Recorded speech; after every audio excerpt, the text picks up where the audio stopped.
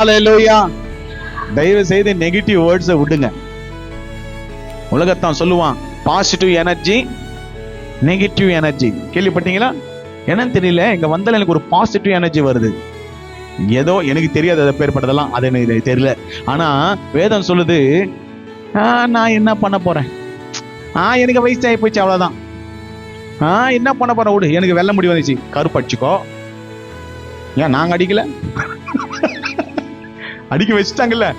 நல்ல கவனிங்க.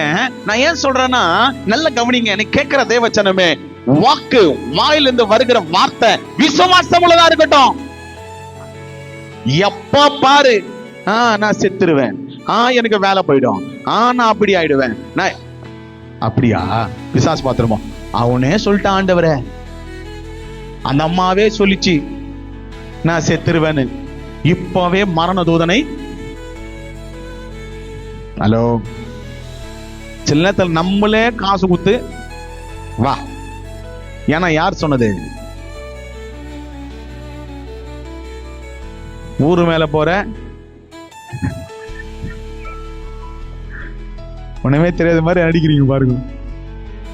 ஏன் ஏன் வேதம் சொல்லுது, அல்லாமலும் நம்முடைய நம்பிக்கையை அறிக்கையிடுதனால் அசைவில்லாத உறுதியாய்.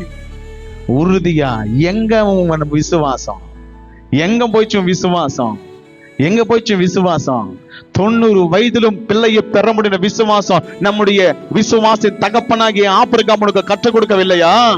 கர்த்தர் செய்வார் இந்த நம்பிக்கை உனக்கு எங்க போயிச்சு? எங்க உடைய விசுவாசம்? விசுவாசை அறிக்கையிடு.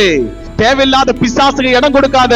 அவ்வளவுதான் என் வாழ்க்கை அப்படி சொன்னியா, அவ்வளவுதான் உன் வாழ்க்கை.